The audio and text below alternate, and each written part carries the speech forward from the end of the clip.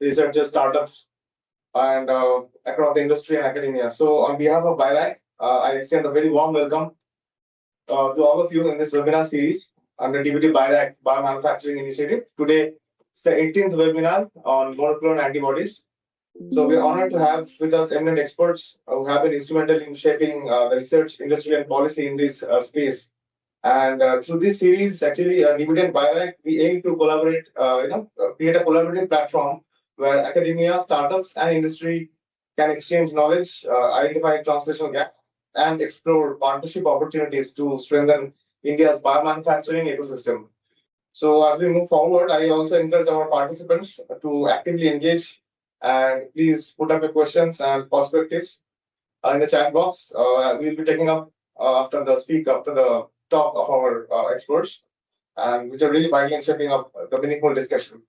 So without further ado, I request our MD BIRAC, Dr. Jitendra Kumar sir, to please grace the session with his opening remarks. Over to you, sir. Respected eminent speakers of this webinar today, Dr. Anurag Rathore from IIT Delhi and Dr. Dhananjay Patankar, who was in Syngene and now he's an independent consultant. I welcome both the eminent speakers as well as the participants of today's webinar. It's a very, very important topic because antibodies, monoclonal antibodies have emerged as a next class of therapeutics recently.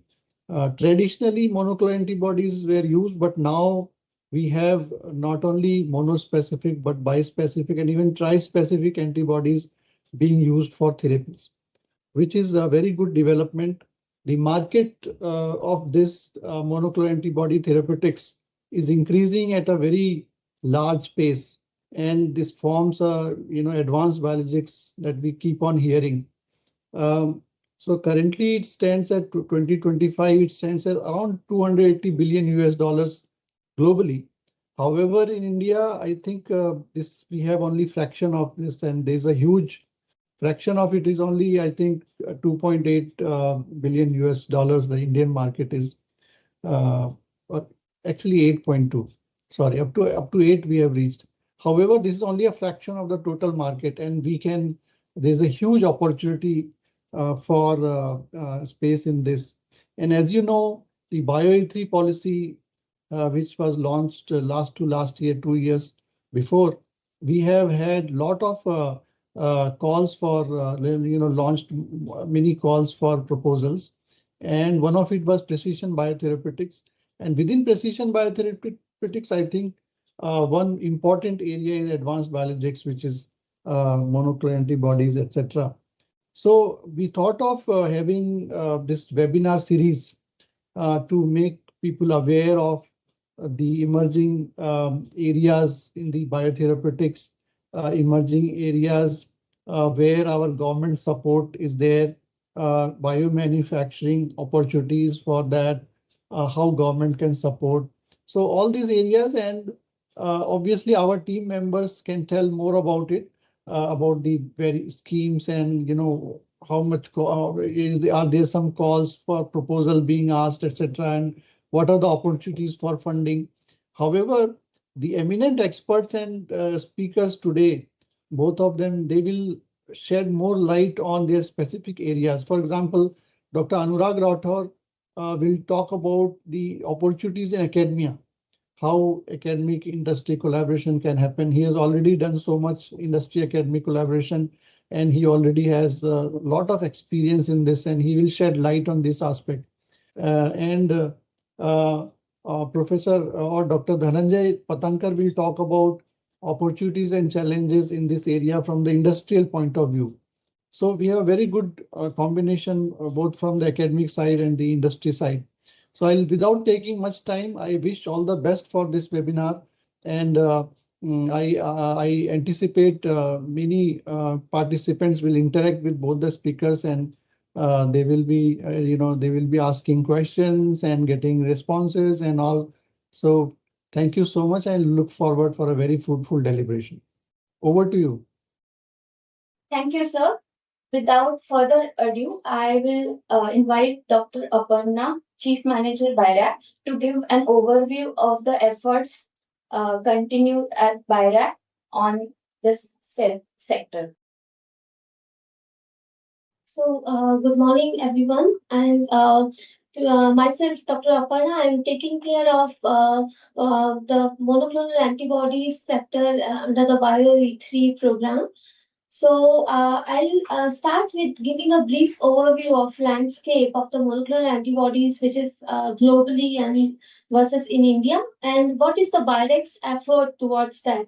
So starting with a brief introduction for monoclonal antibodies, which has been revolutionized the medicine by offering the high effective treatments by the various diseases for the various diseases and its specificity and versatility which makes it useful in the diagnostics and treatment tools and makes helps clinician with the powerful options to combat the complex medical challenges. So, can we go to the next slide, please? System.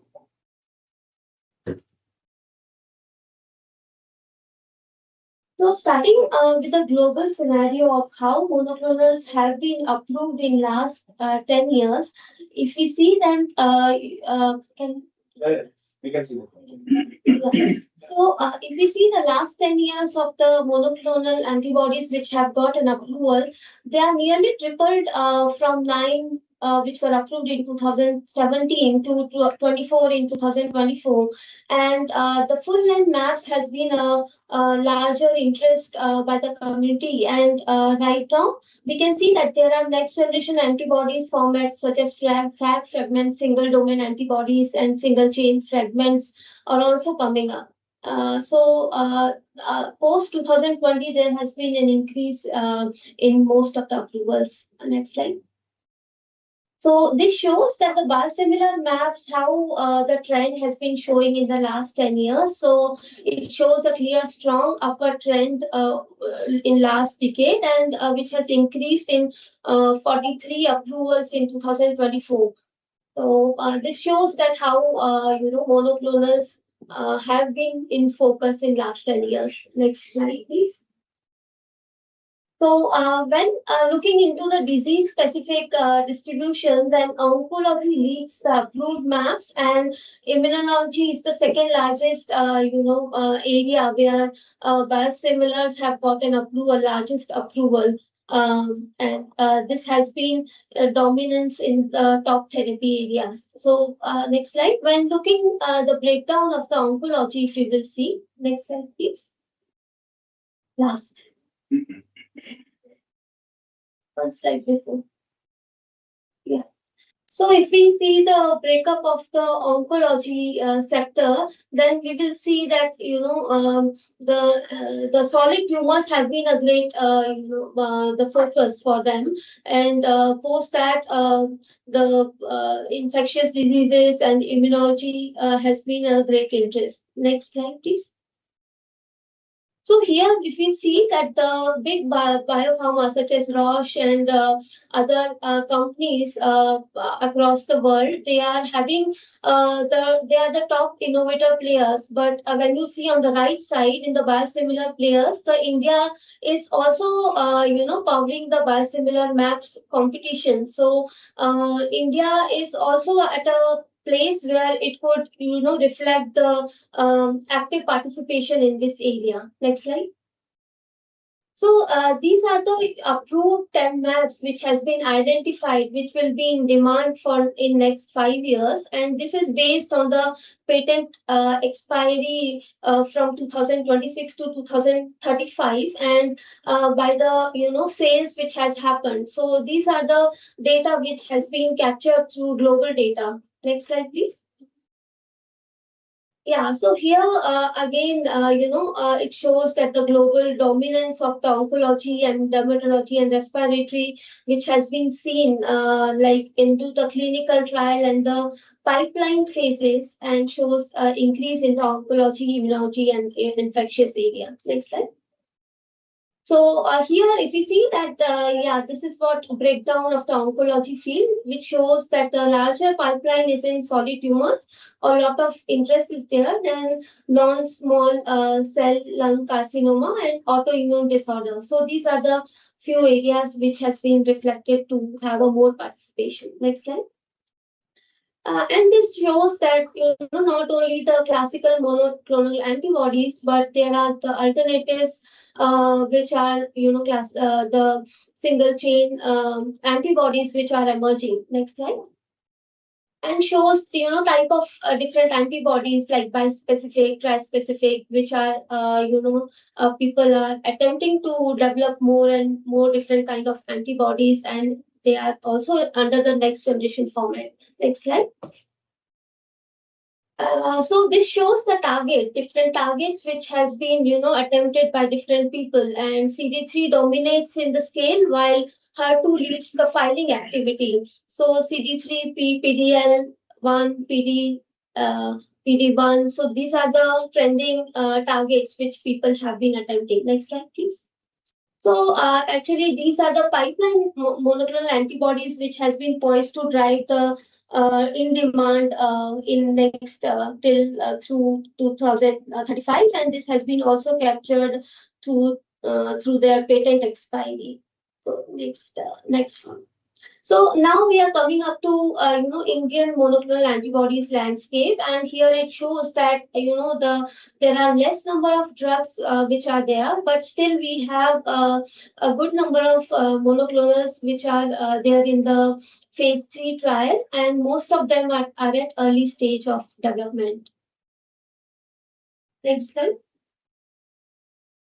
So this shows that how Indian innovators, map companies are actually playing a role, and we can see that there are different drugs, and Abgenix is on the top of that, which are attempting to have 6 drugs count. But if we see this, all are in discovery or phase 3, but we have from Serum, which is showing one under the infectious diseases in phase 3. So under the clinical trial, they are less, but still there is an attempt, and we can see that there are few more molecules which are under the late stage development. Can we go to the next slide?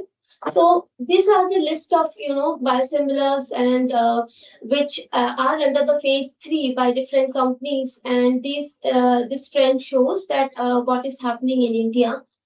So next slide. So these are the all monoclonals which are being developed in the phase 3. Next slide.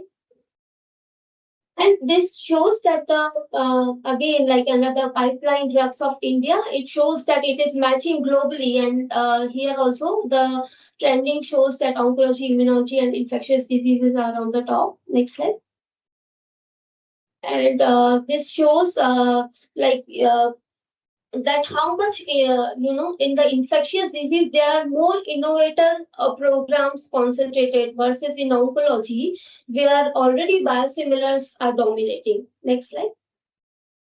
And this shows the Indian monoclonal companies by biosimilar versus the innovator, which shows a good trend that many companies are developing the biosimilars versus, although the innovator is small, but still the counts are there. And Engine and Abgenix are the top players in this. Next one. So these are the target wise, like as we have talked globally, and in India also PDL1, ER, BB2, and VEGF-A are the dominating in the pipeline, which are being attempted when talked about the targets. Next one. So now actually we are coming to the overview of the BIRAC. So having all that, and in the background, BIRAC has been supporting the major biosimilar programs and the monoclonal antibodies through the regular programs. But in order to strengthen this domain, BIRAC was established 13 years ago and wanted to have some commercial pipeline of the monoclonals, and that's where which can be affordable for the country, and that's where BIRAC was established. Can we go to the next slide? So these are the 7 thematic areas in which BIRAC has been, supporting the projects, and this sector comes under the biopharmaceuticals and regenerative area. Next slide. And this is where we support the biosimilar and the MAPs under the biopharma area through different BIRAC programs. And NBM, which was one of the successful programs, has supported many of the MAPs programs. Next slide. So this has been, small support from BIRAC because the area is challenging. So therefore, the pipeline products are few. And India's first liraglutide biosimilar, which is a peptide, and it was supported by NBM, which has been commercialized, and pegylated interferon, which was during the COVID times. It's a biosimilar and was commercialized for the COVID. Then right now, aflibercept is under development, and respiratory, which was actually commercialized for the hyperuricemia patients. So this has been few which I could catch from the BIRAC support. Next slide. So these are the few facilities for analytical testing and manufacturing facilities which has been supported in the country, and few are still being supported under the BioE3 program. Next slide. So now coming to the program which has been launched in 2024. So another important aspect for India was to take ahead the national priority for advancing the Indian biomanufacturing capability. And therefore, this policy was announced in 2024, where basically it intends to harness the biotechnology for economic developments for the country, considering the environment and employment in addition to that. So next slide. And this was launched by Honorable Prime Minister and Honorable Minister of State, Dr. Jitendra Singh. So next slide. So actually, the policy actually majorly, intensifies the research and innovation to promote biotechnology-based products and to boost the biomanufacturing capabilities and to nurture the cohort-skilled manpower. And therefore, it obviously helps for the country for the transition towards the biomanufacturing, having the bio-based economy within the country. And next slide. So therefore, 6 thematic areas which has been very appropriately thought of, and which are bio-based chemicals, functional foods and smart proteins, precision biotherapeutics, climate resilient agriculture, carbon capture utilization, and futuristic marine and space research. Next slide.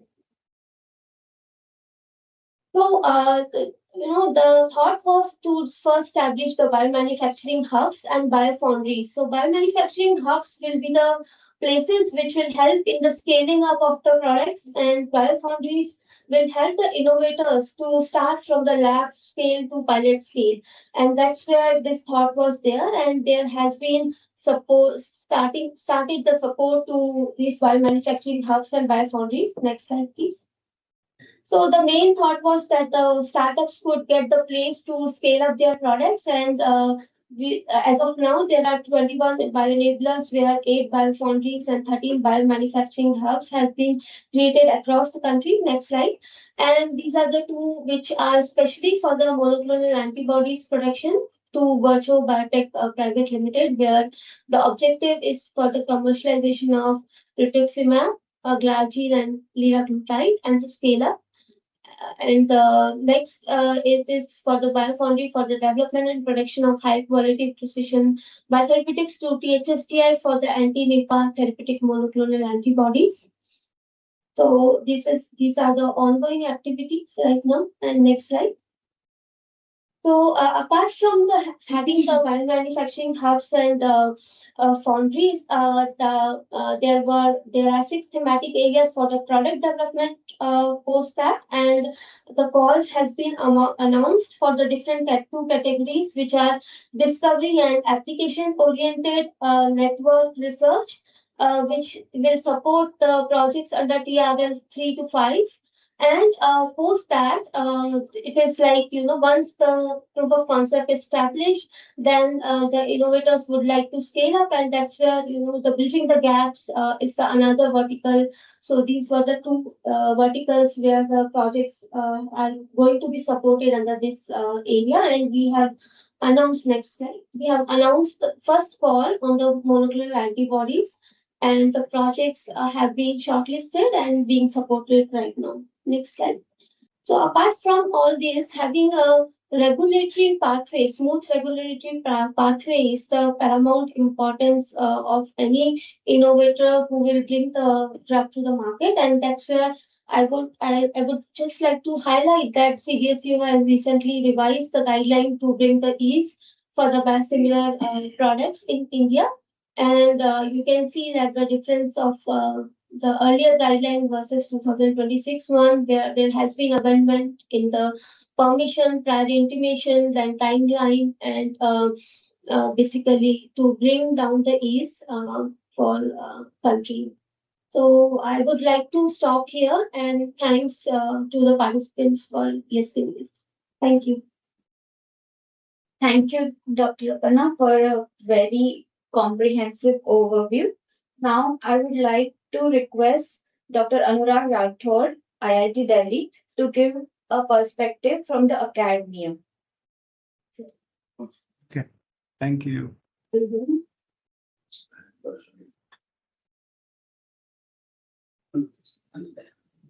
Yeah. 58 minutes. Okay. Can you see the slide, sir? Yeah. Yeah, I can. Yeah. So Oh. I'll just take 10 minutes, and I think the mandate was to talk about how, or why collaborations are important, right? So I just have one example that I'll kind of focus on. Next slide, please.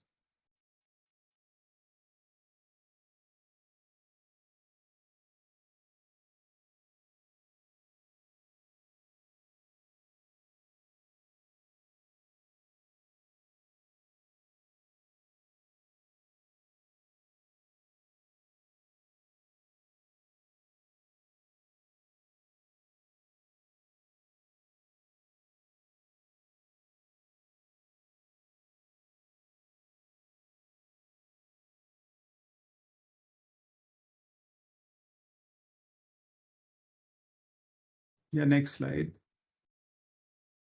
Okay, so the foundation really is that, doesn't matter how skilled and experienced, any of us is, it's almost a given that if your objective is to deliver a product, you basically don't have all it'll take to get there, right? And that's the idea here, that you need to engage, and it could be with academia, it could be with industry, it could be both. But the point is to, find people who complement you with respect to skills and experience, and bring that critical attribute to the project so that ultimately you reach your goal. Next slide, please.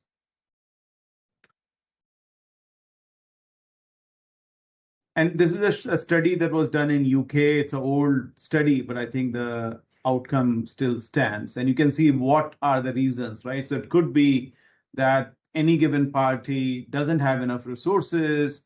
It could be because you don't have the necessary skill set. I mean, you have resources, but not not every skill set that is required. It could be, your time scale. I mean, there could be many, many reasons why you need a partner. Next slide, please. I'll focus on, precision therapeutics because, like Aparna said, I mean, India primarily has been and continues to be a biosimilar player, right? And I think that's important because obviously we need to bring these medicine to India, make them affordable. So biosimilars obviously is very important. But I think as we grow and as the biotech sector in India grows, it's also important that we kind of dabble into novel therapeutics, right? Because ultimately, the kind of revenue, it's obviously a higher risk game to go into novel therapeutics. But once if it clicks, the returns are obviously orders of magnitude higher than what you would get in a biosimilar product. So in this example, I'm picking on a novel mAb for breast cancer. Next slide, please. And this is the genesis of the project. So IIT Delhi, which is where I'm a faculty, has a joint PhD program with the University of Queensland in Australia. And so under this program, we kind of have joint PhD students. And I'm just, that's kind of the start of the story, because that's how this project kind of shaped up. Next slide, please. So these are the collaborators, and I want to highlight this because you can see that, there are people working who are experts in bioinformatics, which obviously I'm not an expert in bioinformatics. There are people, who are experts in, basically different parts of, different parts of them. My own expertise is primarily in biomanufacturing and, of course, analytical and functional characterization of maps. Right, so that's what I bring to table, but I can only start, once the early part has been done, and that's the UQ team essentially that did all that part, And Devya, who you can see on the left, she was the PhD student who was a kind of a joint guided student at UQ and IIT Delhi. Next slide, please. So in this case, what we started with was something called as DDR1. Which is, one of the basically receptors, and what has been seen. So when the UQ people, started working on bioinformatics, and they did a literature search and also analyze the data, which is available from NIH, on breast cancer patients. What we found is that this DDR1 is something which is overexpressed pretty consistently across breast cancer patients, right? So that's how it started. And then our idea was, okay, let's see if we can target DDR1 as a for cancer immunotherapeutic product. And I do want to highlight that there is one other company which has also targeted DDR1, and that product is also in phase 1. So it's not like we are the only ones in the world, but this is so far that's only one you can say competitor that is today in the whole world. So it's not a very commonly used target. Next slide, please. So this is a busy slide, but I just wanted this is like a summary of almost I would say 2+ years of work at UQ that Divya did, along with all those UQ guides. And the idea here was to start from looking at the NIH data on breast cancer patients, identifying biomarkers from there, designing maps based on that identification, testing those maps to show that yes, the map is actually binding to the DDR1 and so on. So like a proof of concept that was done in UQ. Next slide, please. So this is showing you flow cytometry analysis, and as you can see here that basically we showed that yes, the map that candidates that we have identified, they are interacting with the designed target. Next slide, please. And we also tested that binding using SPR, which directly tests whether the mAb is binding to the receptor of interest or not. Next slide, please. So after doing all this, then we took the lead candidate, and I wrote a project with I guess DBT, because BIRAC DBT had a call. So we submitted this project as basically for a novel mAb, and it got approved. So right now our aim is to take this novel candidate and again take it forward to test whether looking at in vivo models of cancer. That's kind of the next step for us, right? So we have done the binding assays. It looks good so far, but going into animals is a critical step in biotherapeutic development. That's what we intend to do. I want to highlight that again. A, this is a partnership with DBT. B, it's also going to be a partnership because I'm not an expert, obviously, in running these in vivo studies, right? So we'll again be partnering with a CMO. Or CRO to do these studies. So most likely Syngene or someone of the sort. Next slide, please. And this is kind of briefly what we plan to do in the next 2 years, which is basically right now my group is busy with creating a commercial process for the map, because the earlier map that we tested was using transient cell lines, which is not scalable. It's not you can't commercialize using transient cell lines. So we are now developing stable cell lines, developing a reasonable process. So you have a reasonable titer of the mAb, so that the thing is actually feasible for commercialization. That's what we'll be doing in the first year, and then in the second year, again, like I said, we'll be focusing on in vivo evaluation. And if all goes well, then of course I'll be looking to taking it forward and maybe partnering with a biopharma company to bring it to market. Next slide, please. So yeah, that's a summary. I just want to highlight that pretty much my whole point of this presentation was that I alone obviously would never have done this project, because like I said, I'm not a discovery guy. That's not my forte. Even if would have tried, I think chances are very slim that I would have succeeded. And similarly, going forward, going into these animal studies, going into human clinical studies, that's again stuff that I would basically need partners for, because that's not my core expertise. I think that's my last slide. Thank you.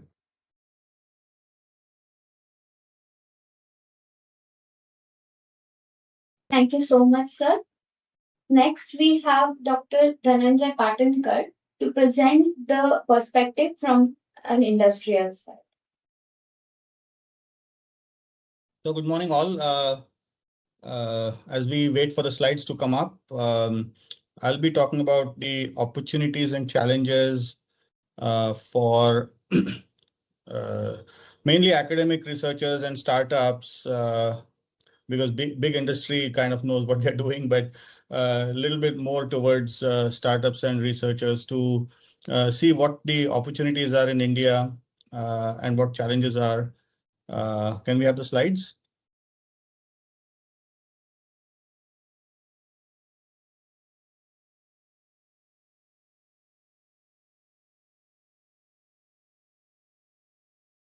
Right. Next slide. Yeah. So very quickly, we all know what an antibody is. This Y-shaped structure. There's got a constant region, a variable region, and at the end of the variable region, you have the unique sequence that determines where it binds. And naturally, they're produced in the human body in response to a foreign invasion of a foreign particle. But as a drug, you can really make these molecules against any target in the human body, not necessarily infectious agents. And we already heard about oncology. We are trying to target certain pathways and inhibit them by binding to them. And they're made in a recombinant manner. The mechanism of action is largely based on the CDR region binding to the target of interest, but then there are also additional mechanisms coming from the FC region, which are called as effector functions. Next slide. And we already heard it's a large market. Out of a total $1.8 trillion of pharma, about $300 billion of antibody market. But just I wanted to give that perspective that the global antibody market of 300 billion, in comparison, the total Indian domestic pharma market is less than 30 billion. So Indian market that way is much smaller. Next slide, please. Now, why is monoclonal antibodies such a major part of particularly biologics? It's almost 2/3 of the biologics molecules. There's a clinical rationale, which is that they're very versatile. Any protein or target of interest where you think that you can solve some disease by or condition by binding and inhibiting a certain protein, you can make an antibody against it, and it is also very highly specific. So for instance, in cancer, sometimes you can develop an antibody that binds to a mutant version of a protein that is only present on a cancer and does not bind to the natural protein which is there on healthy cells. So you can create that differentiation. But there's also a manufacturing rationale. Among biologics, biologics are in general somewhat delicate molecules, but mAbs are fairly robust and stable. But very importantly, as you could see, 95% of the molecule is really the same. And it's only that small CDR region that varies from molecule to molecule. And therefore, most antibodies can be produced using very similar manufacturing process. You can apply the same analytical methods, the same formulation with minor changes, what's called as a platform approach. And so for companies that are developing many products, they have a pipeline. It is really helpful and very efficient. Next slide. So, and you also heard that beyond the conventional monoclonal antibodies, which are really, structurally very the same as natural molecules, we now have a variety of other formats, FC fusions, antibody fragments, antibody drug conjugates, and then bispecific, trispecifics, and so on.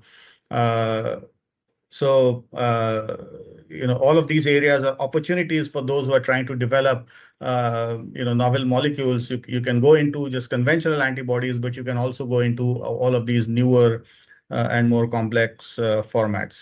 Next slide. Yeah, so a little bit talking about how a new drug is developed. Before you start the program, you need to develop the strategy. You need to understand the disease. You need to figure out, what is the target you want to attack, which will, cure or control that disease, and which type of modality, bispecific, ADC, normal antibody, what do you want to develop. Then there's a discovery phase where you generate many different candidates and you screen through them. Then you get to a milestone called the clinical candidate is identified. Then you have what's called as the early stage development, process development, manufacturing, etc., toxicology, and then you reach the next milestone, which is the IND submission. That's a very important milestone for a drug developer because that then allows you to get into the first human clinical study. Right. And this is the part that usually academia, researchers, or startups are involved in, and also big pharma, because big pharma can actually do everything. After this phase one, you enter into what's called phase one or phase 1 and 2. You enter what's called as late stage development, where you conduct a phase 3 clinical, which is a very large study, hundreds of patients, if not thousands.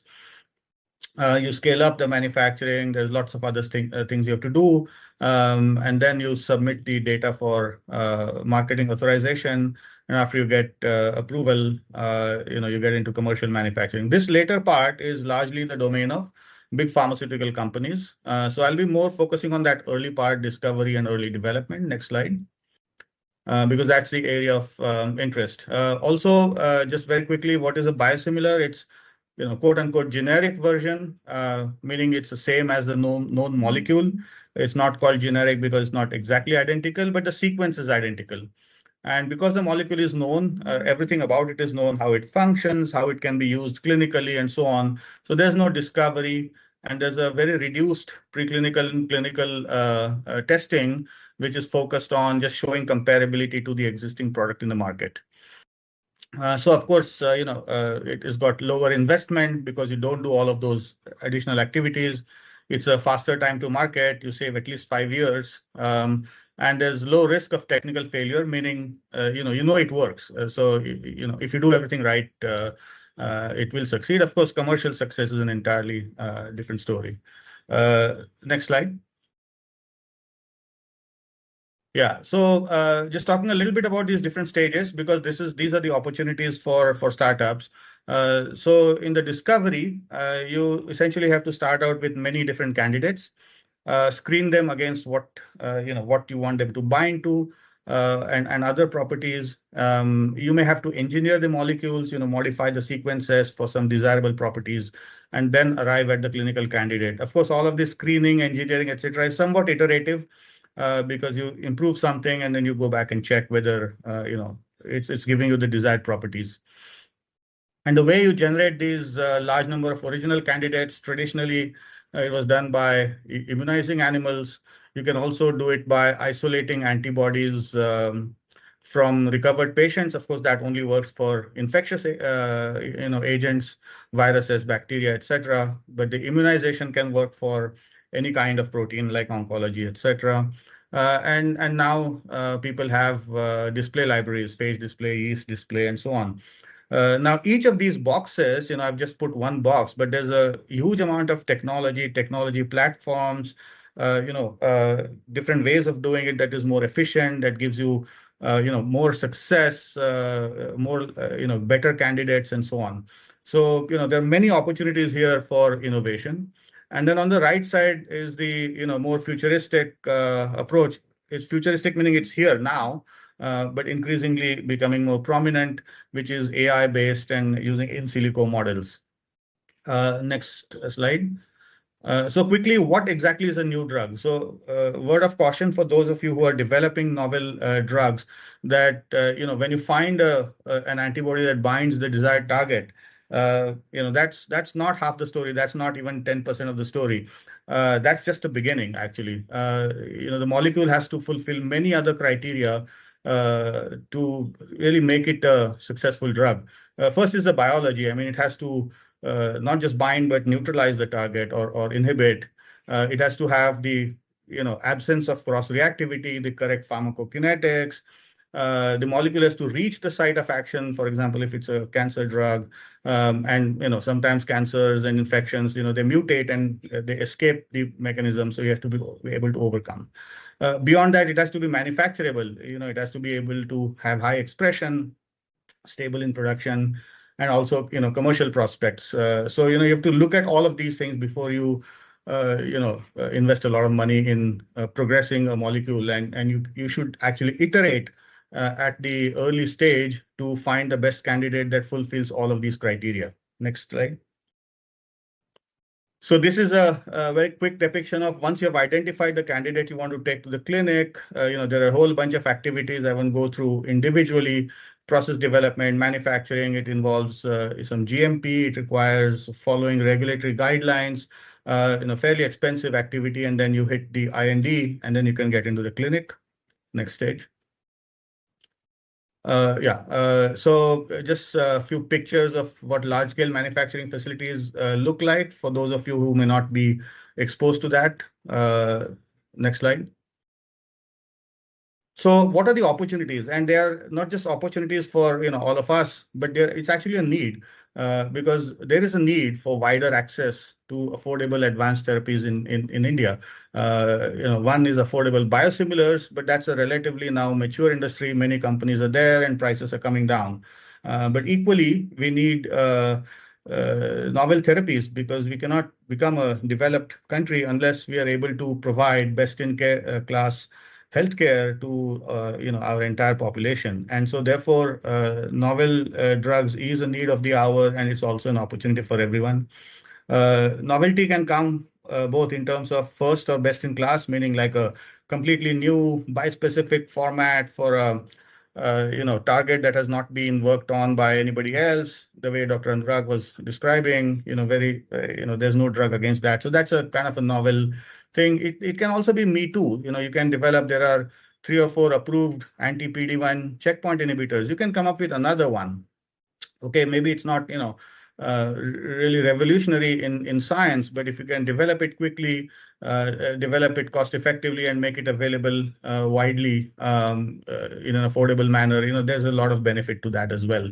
Apart from developing the drugs themselves, there's a lot of opportunity for suppliers of technology platforms. I talked about in the discovery area, all sorts of AI tools, animal models, libraries for generating more diverse antibody candidates, manufacturing of reagents, consumables. There's a whole lot of things that are required for the drug industry that there's an opportunity, and we all know how important, particularly during COVID, the shortage of that became, right? Next slide, please. So quickly, talking about affordability, you can see that in the US, the prices of antibody drugs are several $1,000s. In India is, many-fold lower in several thousand rupees. But that's, definitely progress is being made. But that's still unaffordable for many people. And therefore, there's a need to bring down the cost even further. And cost of manufacturing is, one aspect of that. Next slide. And there are many ways of controlling costs. I've highlighted, there's a facility design, there's CapEx, there is operations, and so on. But I've highlighted in red certain areas which are more from a technology point of view, what you can do to reduce the cost. Next slide.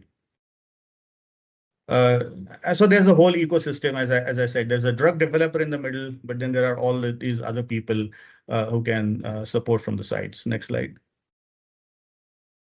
And of course, there are some challenges. Funding is one. I think BIRAC is doing an excellent job in providing funding.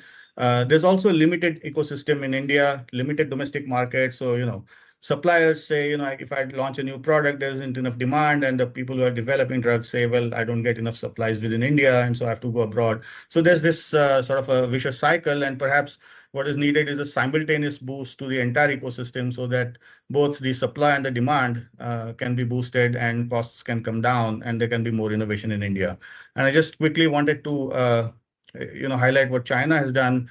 10 years ago, China was nowhere on the scene in biopharma, and today they are among the leaders in everything, in new drug discovery, in new cell culture media, in disposable bioreactors, everything. Next slide. So this is my final slide, and for those of you who are developing new drugs or new products, technology platforms, some suggestions. One is you should reach meaningful milestones. Demonstrating proof of concept in a lab is just a starting point, and that you shouldn't stop there thinking that you have achieved. If you're developing a drug, you should have a commercially relevant proof of concept. And when I say commercially relevant, all of those attributes that I talked about earlier about a good drug or an IND filing. And for those who are developing technologies or platforms or materials, having a prototype and having a customer actually use them in their own work. You must meet global standards. Today, there is really no room for anything mediocre. You must be focused towards the final execution. Don't get distracted and don't try to do too much. Focus on your core competence, partner with others, just as Dr. Anurag was saying, who know how to do that other part.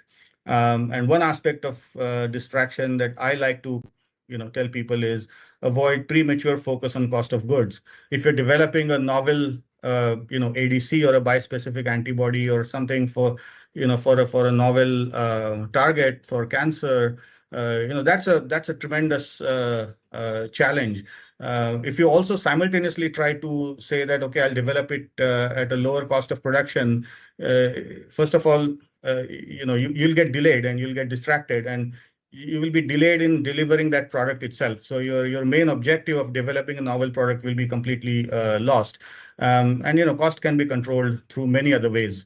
So if you're developing something novel, focus on delivering that novel product in the best way possible.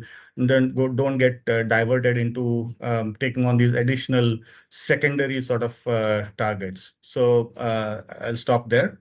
Thank you for your attention.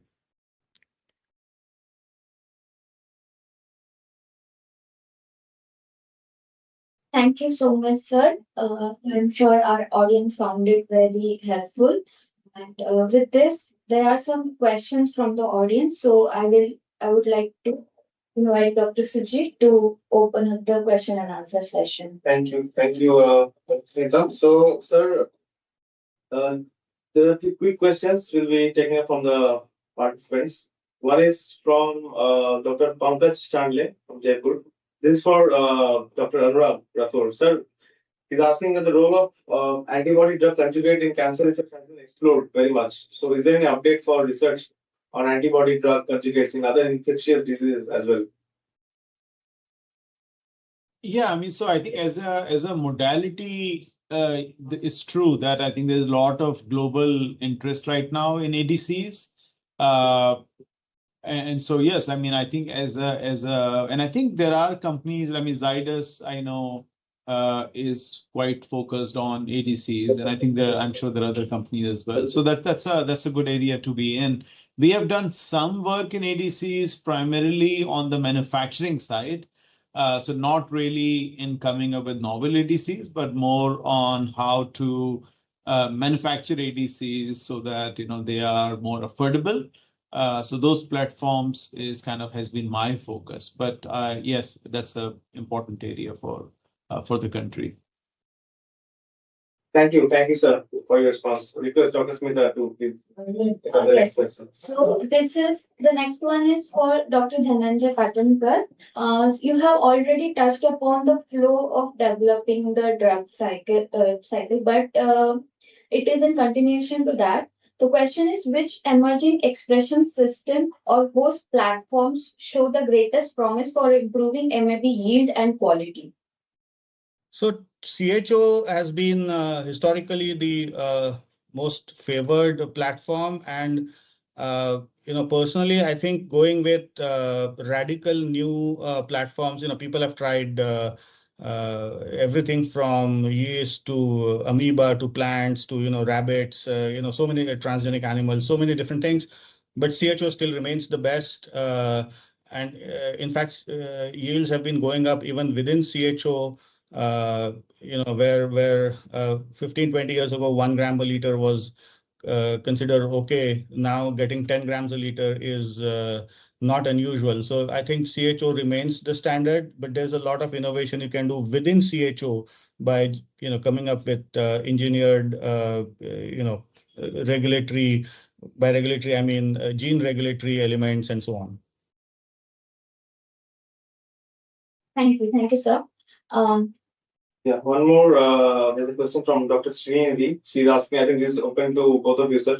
What is the scope for nanobodies in this? And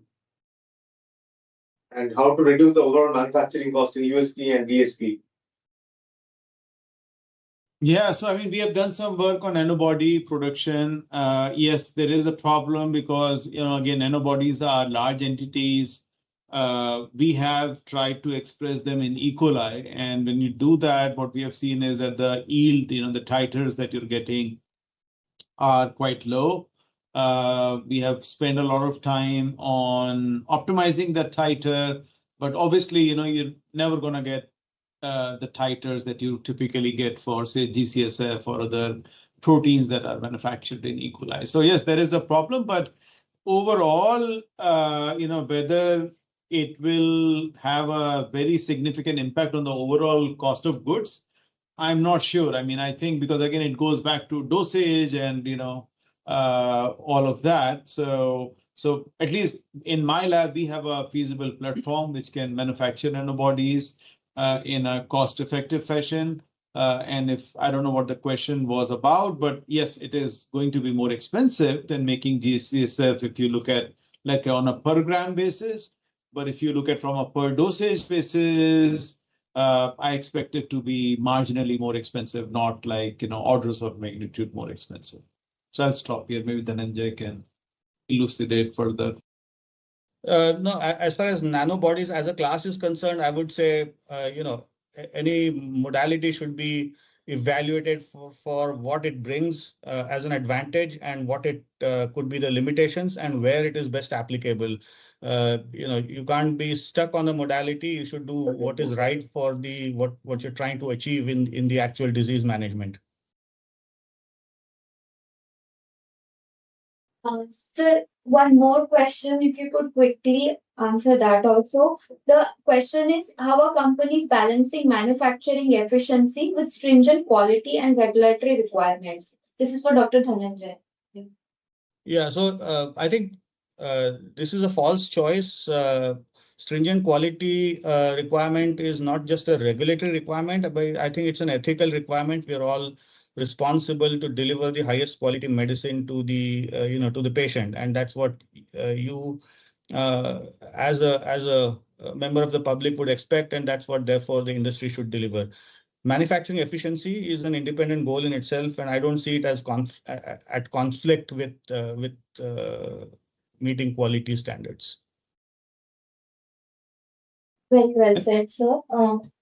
Just want to highlight one thing which I should have done in my talk, that for MABs at the moment the cheapest we can make is at around $45 to $50 a gram in India. Globally in North America, Europe, it's more around $100 a gram. That's the price of manufacturing a map, right? And that's one of the reasons why it's so expensive. Last year, Gates Foundation did a call where they're targeting making maps at $10 a gram, and which you can imagine is not going to be easy because almost 1/4 to 1/5 of the present cheapest price we have. But we are one of the 7 teams around the world that are competing to deliver that. We were chosen by Gates Foundation.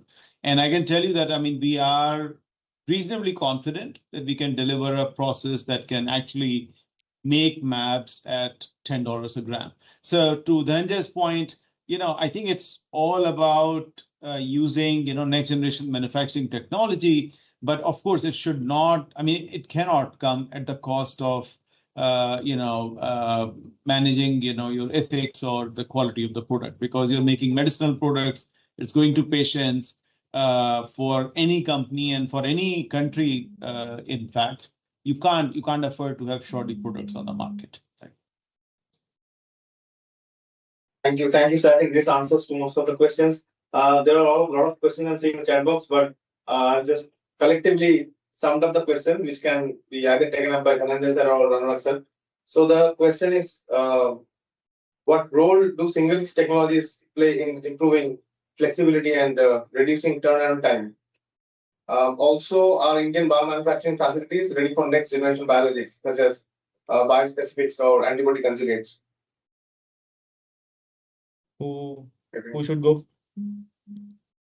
I think Dhananjay, you can take this. So you can start, sir. Yeah. So before answering this question, I just want to add something on the cost part, because there's generally, in my view, an excessive fixation almost with cost. As you heard from Dr. Anurag, the cost of manufacturing is $50 to $100 a gram. And if you saw one of my slides, the biosimilars in India are available. If you convert the dosage into per gram, the selling price is about $500 dollars a gram. So there's, apart from the $100 a gram that your production cost, there are $400 a gram that is being added on by your other operations, sales, marketing, profits, investment in research, etc. So, people shouldn't be, so if the 100 comes down to 50 or 25, you're removing $75 of cost. So the 500 will come down to 425. So just because you reduce the cost of manufacturing by 4-fold doesn't mean the drug is going to become 4-fold cheaper, because you still have to recover the cost of R&D, you still have to recover the cost of hospitalization, transportation, etc.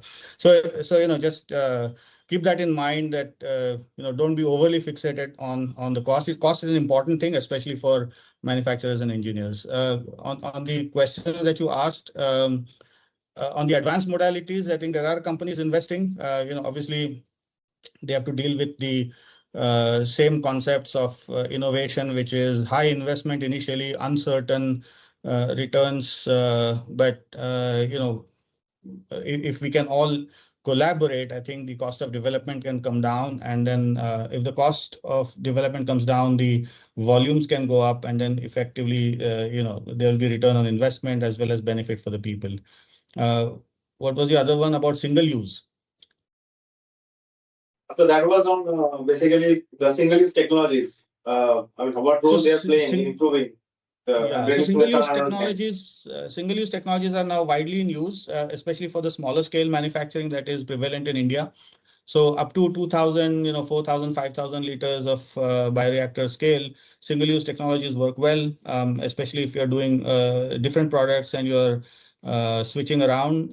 Single-use is convenient. Also, single use is better that if you have a relatively idle facility, you have low occupancy, then single use is cheaper. If you invest in fixed facilities, there's a lot of fixed cost of the investment and depreciation and so on. But if you are really making blockbusters where you're making a ton of antibody, then you have to go with large scale, mostly fixed equipment. All right. Thank you, sir. I think that answers all the questions. But I can see participants still writing the questions in the chat box. Request you to please, write to us. Due to time constraints, we have to close this webinar now. Request all the participants to please shoot your questions to us in the email. I've written in the chat box where you can write to us. Also, you'll receive a feedback form as well after this webinar where you can give your feedback as well as write the questions to us, and BIRAC team will get back to you on this. And the questions related to BIRAC scheme, I have been saying from late stage, early stage validations you're asking. It's taken by our regular calls through CBRI, PACE, BIPP. You can visit the BIRAC website for those. If still there is an issue, you can write to us. Also, I'm seeing one question what we have done so far in the cell and gene therapy. Dr. Abhinav, you want to take this? They just wanted to know that what we have done so far in cell and gene therapy, and if there is any new call on this. So, for the cell and gene therapy, we have been supporting the projects through our regular programs, and we have supported many CAR-T, projects where clinical trials are being supported, and we support vector development and indigenization of the technology and so on. So, apart from that, raw material generation in India, that is another important aspect which we consider to support under this area. So under the BioE3 program, we have launched a call for cell and gene therapy, and right now we have been supporting in different sectors like raw materials, CAR-T, and vector development, and so on. So through BioEnabler, there are facilities being generated right now. So in future, if someone would like to submit, then they can keep checking our website. Right now, RDI call is open where companies can put their project, and it should be an advanced stage project about TRL5 also. And it is a repayment kind of program which companies can look into that. So we may have a future call for cell and gene therapy, but for that, I would request to keep checking our website. Thank you, Dr. Purna. I think the applicant is still satisfied from your response. Thank you so much. So with that, we'd like to close this webinar. Thank you so much, sir, for giving us the time and interacting with the the audience and giving your aspects on these areas. So request okay, we can ask because the participants to please type your questions to us now. I mean, we are closing the webinar now. Thank you, and also like to extend my thanks to Dr. Anamika Gambe, DBT, Dr. Vaishali Punjabi ma'am from DBT, our MD BIRAC, Dr. Jitendra Kumar, Dr. Aparna Sharma, and of course our respected speakers for the day, Dr. Dhananjay sir and Dr. Anurag sir. I also like to just I like to extend my thanks to Dr. P.K. Sharma sir as well for leading the entire show on the biomanufacturing thing. Under his mentorship, we're doing the webinars and also all the calls which we have been doing. So thanks to sir as well for handholding us. And of course, my colleague, Dr. Smita, and myself also. So thank you so much. I also like to inform the audience the next webinar will be on biomanufacturing and enzymes, which we will be floating the BIRAC website and social media platforms as well. So please keep an eye on the BIRAC social media platforms as well as on the BIRAC website. Thank you so much. Thank you, sir. We are closing the webinar now. Thank you.